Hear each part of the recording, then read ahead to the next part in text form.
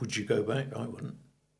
I just feel the need to sort of help where I can, and this is just a small part of it. That was the most touching, the most powerful thing that I felt in Ukraine. Constant sound of shell fire landing. Hi, my name is Daniel Gradinaru. I'm being part of this Ukrainian volunteer help from the first day when the war started, February 24th, 2022. And through all this year and a half, I met a lot of people. I met a lot of good people from all over the world, from quite a few countries. But most of the people that came forward and helped us was from England, from the United States.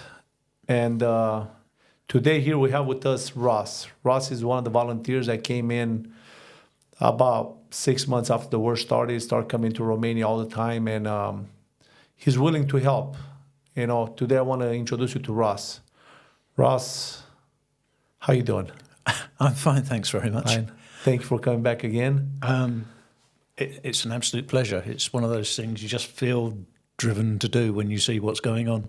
What I appreciate about Ross and his friends, you know, they came from England. They're all military veterans, and they serve for the Queen's Army. Mm-hmm. That's what I call it. Yeah. Yeah. So they serve for the Queen's Guard or something like that. They're you can say it better. So go ahead. We were all in the same infantry regiment, which is the Queen's Regiment. Sadly, my regiment no longer exists. It's been amalgamated and is now the Princess of Wales Royal Regiment. So, but we all stay very close together. We stay in touch. So when one of us does something and knows something, it's easy to get lots of other guys from the regiment to join in. And I would like to thank you for all the help you gave us here to build this studio. We appreciate what you're doing, you know, and you probably saw the vision. It was good. Yeah. And we would like to thank you for all the stuff you did here, you know. Without people like you, we couldn't have had this done. Like I say, it's a pleasure. It's good to feel part of something that's so productive. And I just feel the need to sort of help where I can. And this is just a small part of it. And in the beginning, what made you come to Romania? What made you come to Romania to go to Ukraine? What motivated you? Well, like I say, I was in the military, and we saw the Russian invasion and subsequently Hostomel and what happened in Bucha. And I just felt compelled to try and help and do something to help the people in Ukraine. And then when one of my friends started coming out here and then invited me to come along, I just sort of jumped at the chance to come out and help. And that was the first time I came out was November last year in 2022. Yeah. Most of your friends didn't go to Toretsk. You were probably the first one to go to Toretsk from all your friends that came here. So I see you have a lot of passion to helping out the Ukrainian people, the women, the kids, the older people, because that's mostly what we help there. Yeah. And when you went to Toretsk, which is the closest to the front lines, what was your first experience? What do you remember from there? First of all, the background noise. At the time, the battle for Bakhmut was going on quite heavily, so there was in the distance there was that constant sound of shell fire landing. And when I was in the army, I was in a mortar platoon, and mortar platoons have fairly short range. So one of the things that really struck me was hearing 2 mortar bombs go off, because I know how close that makes it. Yeah. But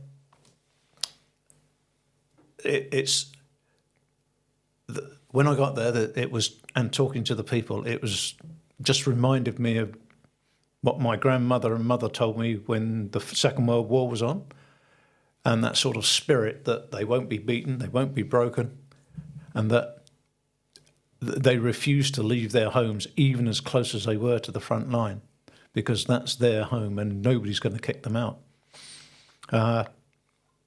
You could see all the shops were closed, lots of the apartment blocks were empty, and like you say, a lot of the people there were like women, children, and older people. And anything you could do to help them has just got to be good. Yeah, I remember when the war started, me and Peter and a couple other brothers, we were the first at the border, and all these women came through with all these kids, it was like 700 per hour in the beginning. And, we were asking them questions in the beginning, we had the tent set up, everything. And I was asking them questions and they were terrified, and then I didn't understand until I went to, what's the city called? I went to a city that's 40 kilometers from Belarus, and then 60 from Russia. And when I went there and I saw Irpin, Bucha, and I went and I saw the city where we went to give food, I realized the how those people that came first, how they were affected, because they saw the bombings the first days. Yeah. That's when they hit the hardest. So I understand what people see now. People don't. They start losing focus. Oh, Ukraine, and the help is not there anymore. But the help is actually there, needed the most right now, because this whole last week they bombed Ukraine nonstop. Yep. So thank you again. Thank you for coming, and you're probably going this. Down there this week, yeah? Yeah, I'm hoping to get down there, yeah. Like I say, I've just heard one of the towns we drove through to get to Toretsk has been hit by a missile with lots of people dead and that. But you're right, the longer this drags on, people will get more or less bored with it. And I don't think they realise this is a continuing thing. It's just continually going on with the Russians destroying apartment blocks and civilian areas and life like that. There's always going to be the refugees and people to help until they rebuild it. And I talk to a lot of people, and they go, "Oh, we're tired of this and this and this and that, all this help to Ukraine."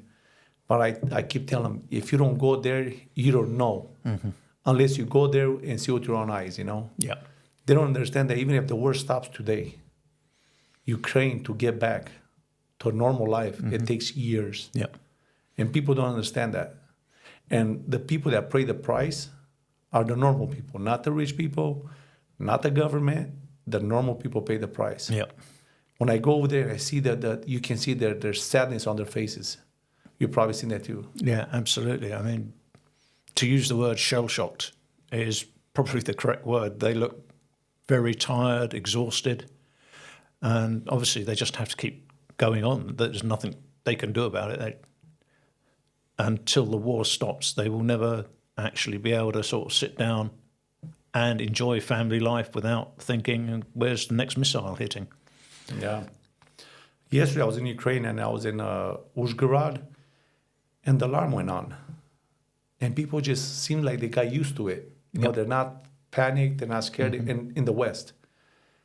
But then when I go over there and I see the alarm, I see the people getting scared. When I was... what was a city called next to Kiev, and I went there, and as soon as the alarm went on, everybody went in because they're so close, Yeah. Well, it's. I hope people don't understand that the help is most needed now. People, they don't have to lose focus. I mean, if the God puts on their heart to help, they should help. Yeah, because absolutely. the Ukrainian people need help, physically, mentally. From all the point of views, they need help, they need support, and I tell people all the time, do not listen to the media. The media will try to get you to think that it's just a show, it's a game what they're doing, but in reality, people get killed. In reality, towns are getting wiped out. Like you said, you've been there, so you saw that. Yep, absolutely. You can relate to that a little bit more if you want. Well, one of the things I do remember is when we came back from Toretsk, we came from Toretsk through Konstantinivka up through Izium to Kharkiv, which was the area of the fighting in the autumn. And just the sheer amount of smashed buildings, smashed roads, where you had to go round bridges which had been destroyed. And you're right, I think everyone was shocked at the beginning of the war and thought, oh yeah, we've got to help these refugees. But they still had everything functioning then. Now, after well over a year and a half now. Year and a half, yeah. Of everything being smashed, destroyed, buildings damaged, flattened. The help, I think, is even more important now They are, because slowly over the period they are losing their ability to feed the people because they can't get the food into the shops, certainly in the east. I notice in Toretsk. And I think anybody who's got any kind of compassion should help. It is basically a form of genocide that they're trying to do there. Yes, it is. This is your fifth time coming around? It is. This is my fifth visit. What is your plan this time around? What you want to do? What do you want to accomplish this time around? I'd like to go back out to Toretsk and see how they're getting on, the people there. Obviously, take food, medical supplies, whatever they need out there to help them.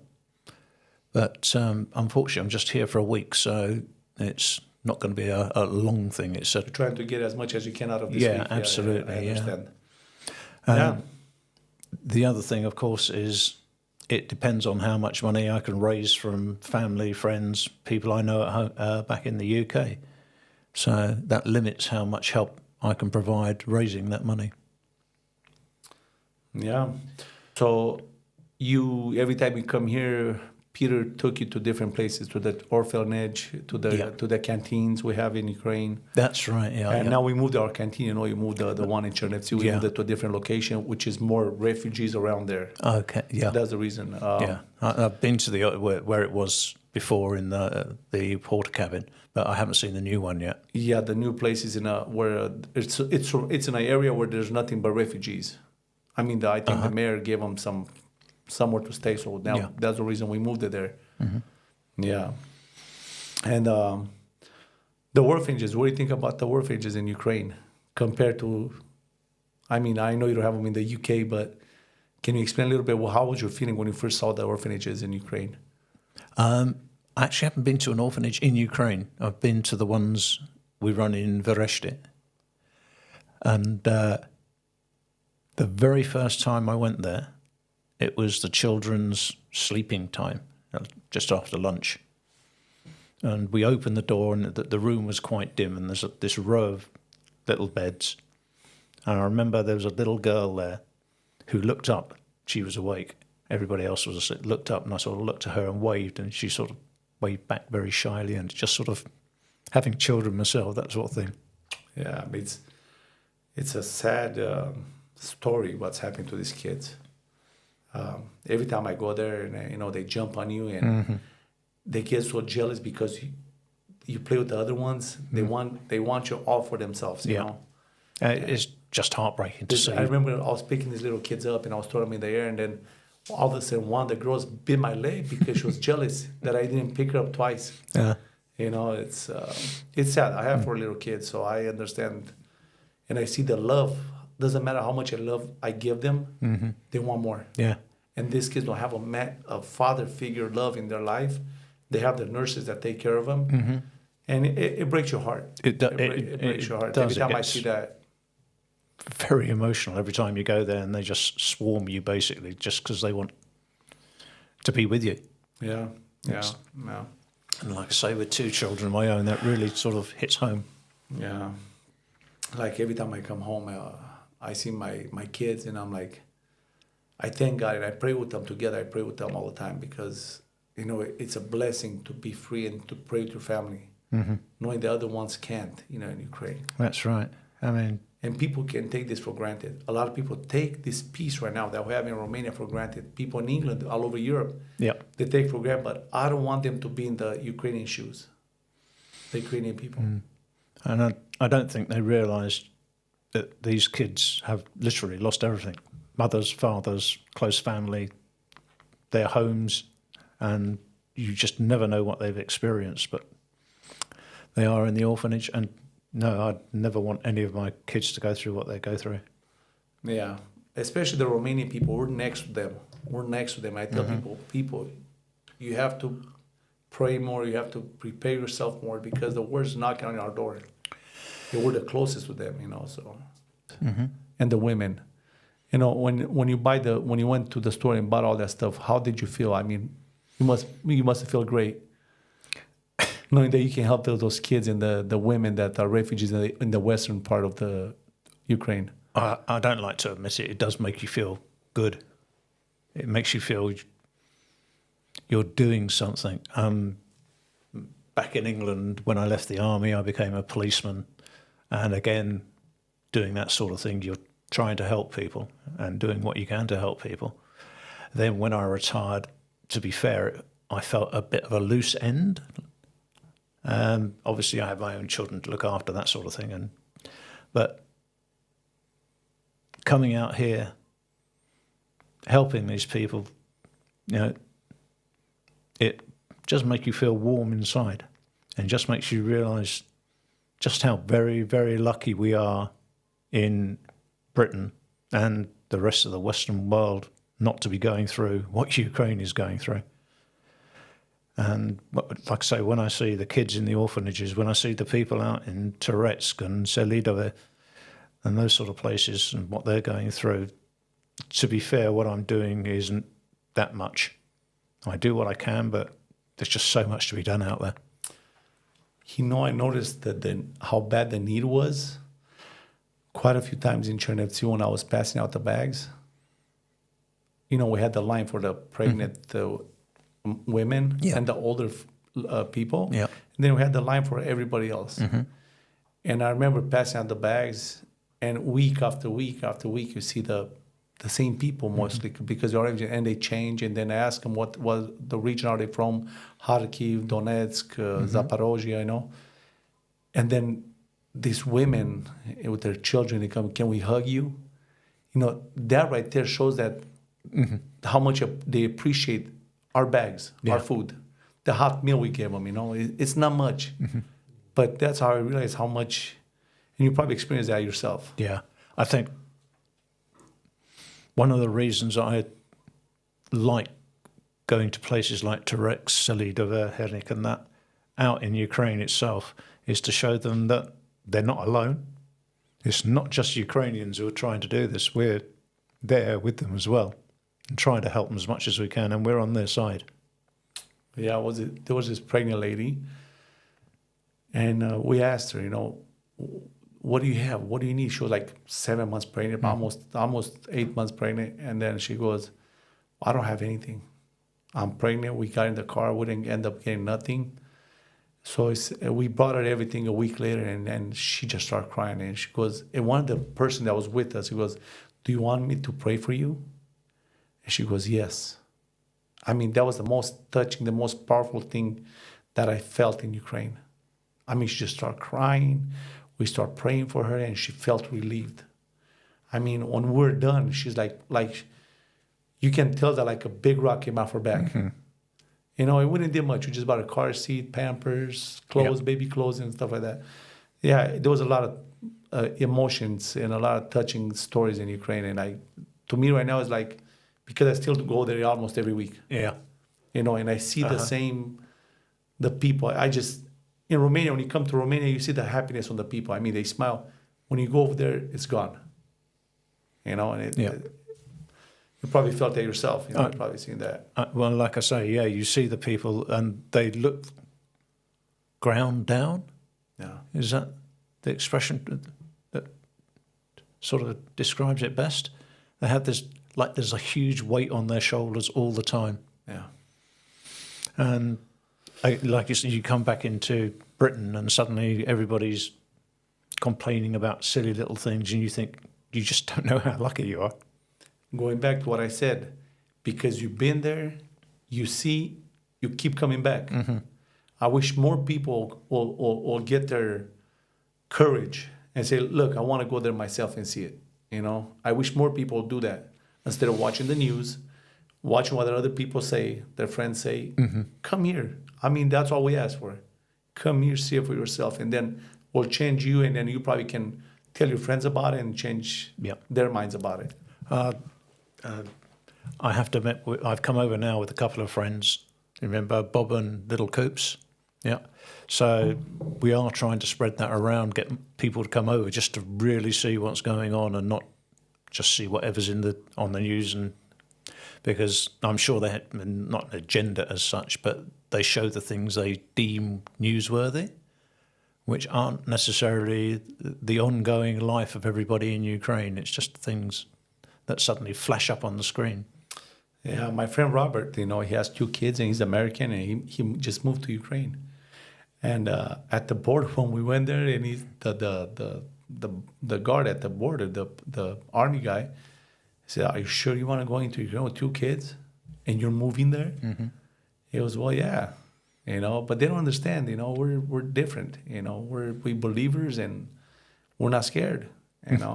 Because in the history, people like us made the world go back to normal. It give a bump ahead. Go forward. I mean, if everybody just stays home and watch TV, Yeah. nothing will happen. So I encourage more people to come to Ukraine, see it for yourself, and don't listen to the media. Come here, see it for yourself. We can take you there. We can show you around. You can go to the Torres, the front lines, and you can see it for yourself, Go ahead. Fingers crossed, I'm hoping to get over next summer with both my children. Because they, having listened to me talk about it, they really want to see what it's like out here. So, as we slowly spread the word. Yeah. About the Romanian community. Explain a little bit, how do you feel in the Romanian-Ukrainian community at the border here, in Igor's church and Igor's town? How are they? I had no idea what the Romanian or the Ukrainian people would be like, to be fair. Unfortunately, the Romanians in particular, because got some very bad press in Britain. When the borders were open as part of the EU, obviously we had a lot of criminals and that come over. So, and like newspapers, and the news always does, it always picks the worst thing. So meeting just real Ukrainian people and seeing how big their hearts are and how much they want has, been a real eye-opener. Yeah. And it's just goes to prove what you say, just don't believe the media. See, the media in England, it made the Romanian people look bad. Yeah.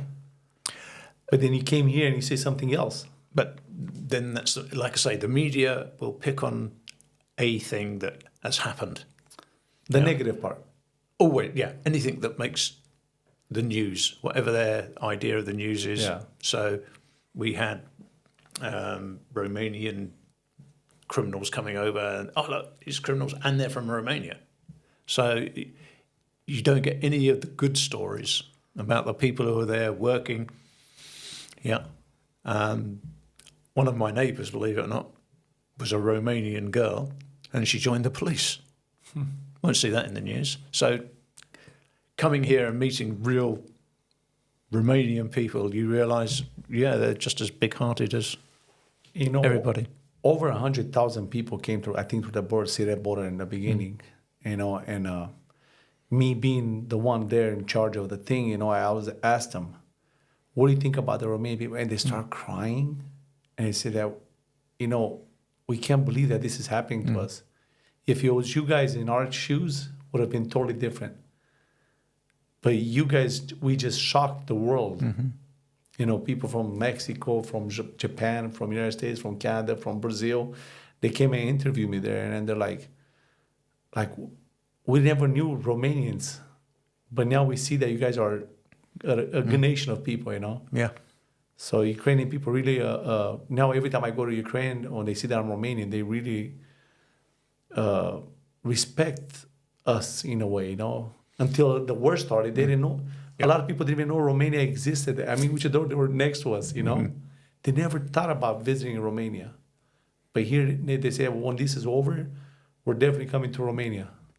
And I think the other thing I've noticed, both in Ukraine and here in Romania, is that there's much more sense of community, unlike England, where a lot of that has been lost.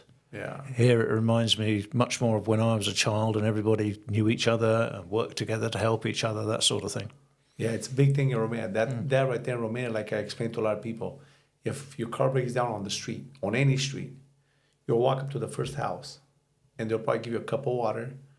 Probably if they have food on the table, they'll offer you food, and then they'll come and help you. It's something that Romanian people do, Yeah. Yeah. But, no, see, and you don't see that, nobody talks about that. And you saw the Romanian people over the border in the Chernivtsi area. Yeah, absolutely, helping You know, out. And, how welcome they are. They took Yeah. you guys in and slept there, feed you, and yeah, it's well, it's a good experience for all of us, I think it is. I think everybody should and united us. come here and see what's actually going on Yeah. and help if they can. You met quite a few guys in Ukraine, Yeah. Romanian Ukrainians. For example, Sasha. Sasha. Yeah. Well, what can you tell me about this brother, Sasha? I don't know where to start. I mean, we met as like two strangers. He was going to drive me into Ukraine, so I'd never met him before.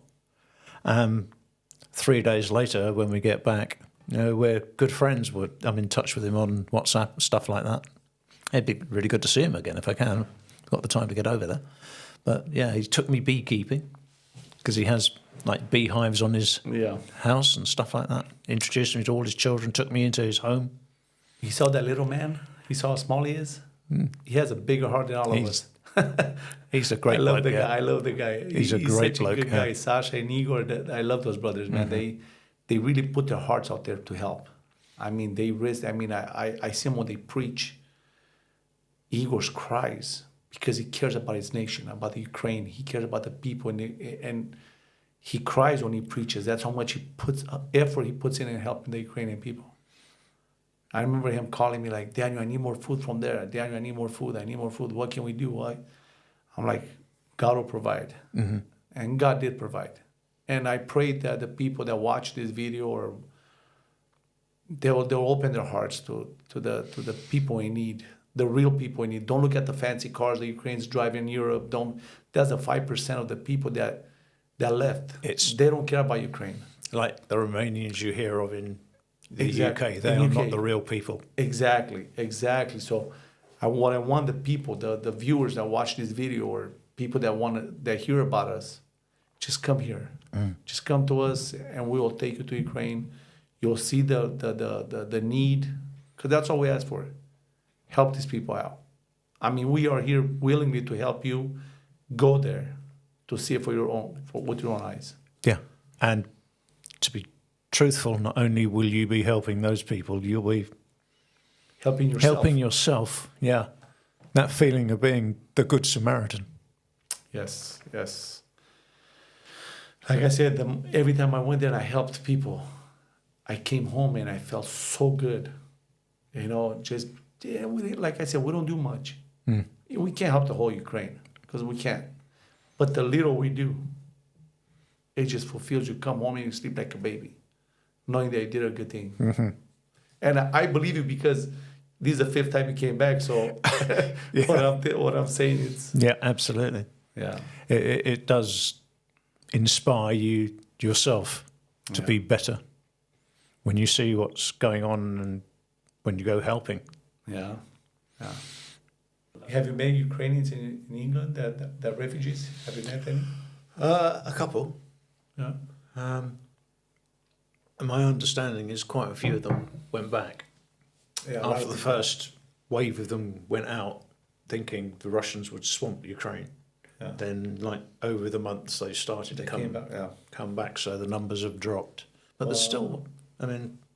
2 months ago, I think it was, over 25 buses were went again to Ukraine, full of Ukrainians come back from... Yeah. But, if you were sort of somewhere like Touretsk and you had would you go back? I wouldn't. It's too bloody dangerous. Yeah, I'd stay in the UK. Hello, everyone. We are back today, September the 11th. I'm here with Russ. He just came back from Kharkiv. He had an interesting experience there because of the bombings in Ukraine being attacked lately, last week and the weeks before. But I'm going to let him explain what happened. So, Russ, how was your trip to Kharkiv? Interesting. The thing you're referring to is we drove up through Vinnytsia towards Kyiv, And we got to the outskirts of Kyiv, and there was a complete roadblock. The road was completely blocked by military and police. And they explained to us they weren't allowing any vehicles into Kyiv at the moment because they suspected a strong missile attack. So they turned us around and sent us back. So we drove a few miles down the road and then tried to get through Kyiv another way, and again got stopped. No, you can't come through. We're expecting this huge missile attack. Went a bit further, tried again, and was talking to the roadblock there, and we were explaining we're taking humanitarian aid through to Kyiv, and to Kharkiv, and if we don't go this way, then it's like a 200-mile, 300-mile detour or whatever it is, back down.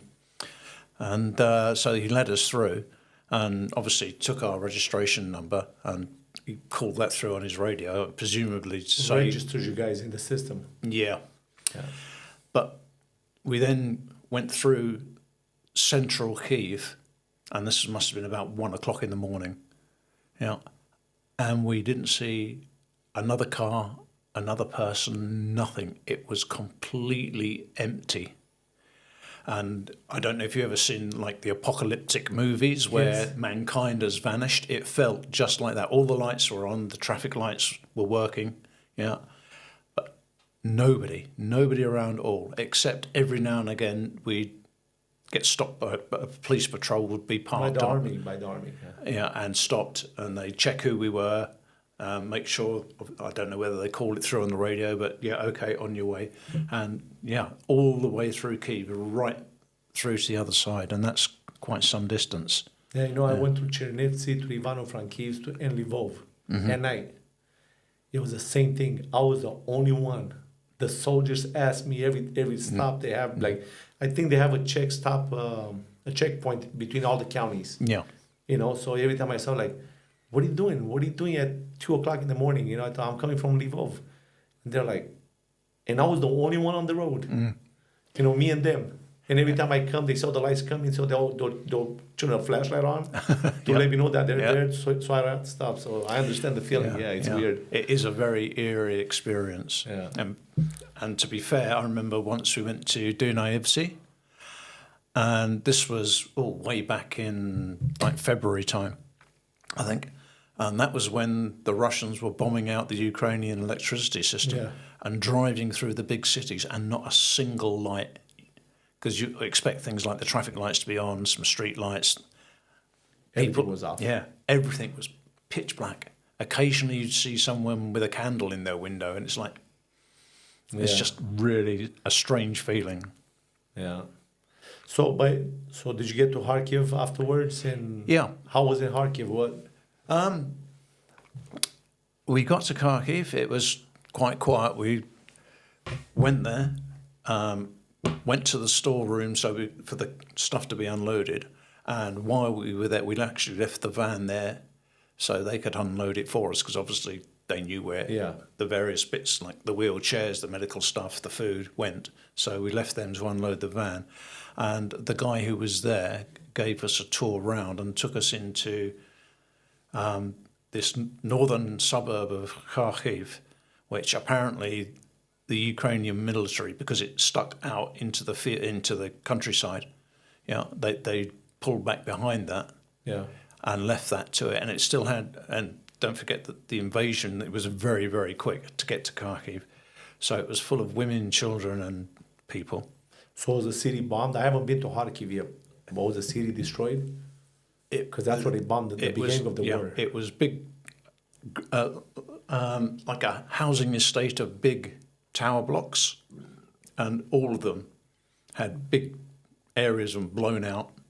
There was what was obviously small arms fire all over the windows, and yet, like I say, there was no Ukrainian military there. They just did it. And you can see things like missile strikes, not the big missiles, but like the anti-tank missiles where they hit walls to blow them through, with stuff like that. Yeah. And how was the reaction of the people there? There were no people. Oh, there were no people in Kharkiv? This area of... Oh, the outskirts of Kharkiv. Yeah, this area we were in, they were still sifting through these tower blocks and still finding bodies underneath the rubble and stuff.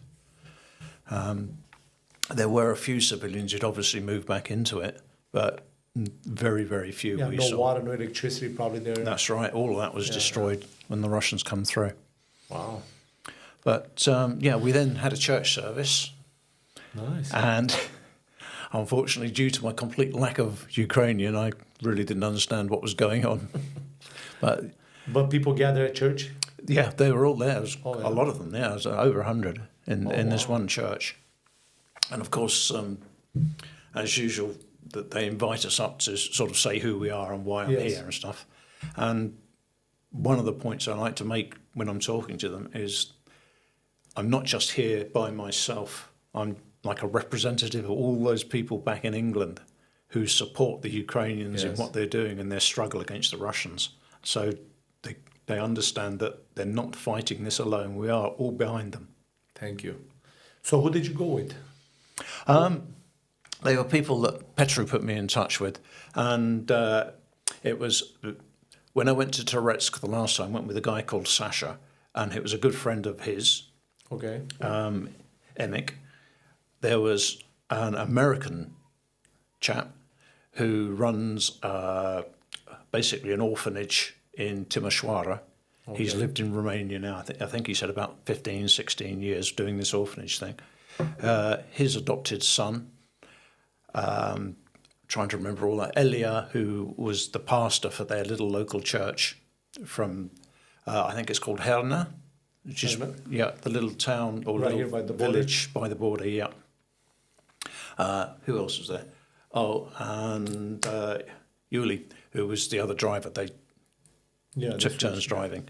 So that little group of us, all together, I never met them before, but like everybody else, we're all doing the same sort of thing. So we all bond very quickly, and See, this is what Christ does, unites us it is, yeah. to do something good. That's what I appreciate about all the Christians that are getting involved. And I wish more of them are getting involved and not judge and not criticize this work, because a lot of people do now these days. I talk to a lot of people, and we talked about this before. And instead of saying, okay, what can I do to help? Oh, I'm tired of this and I'm tired of that. Yeah. And this is just political and this and this and that. But thank you. I really appreciate you guys for especially you and your buddies that come here all the time. And Like I've said earlier, when I saw what was going on, and especially now I've been to Kharkiv and seen the state of those tower blocks and everything else, I just feel I have to do something. yeah, But you're right, even when you've never met people, the brotherhood of Christ just brings you straight together. yeah. And tomorrow, from what I said, we're going to Chernivtsi tomorrow. So we have to go early in the morning and then come back by 3-4 o'clock. Yeah. Yeah. All right. Thank you. Thank you. Thank you again. God bless you, and God bless see you next time. Thank you. Fingers crossed that'll be February. Yeah.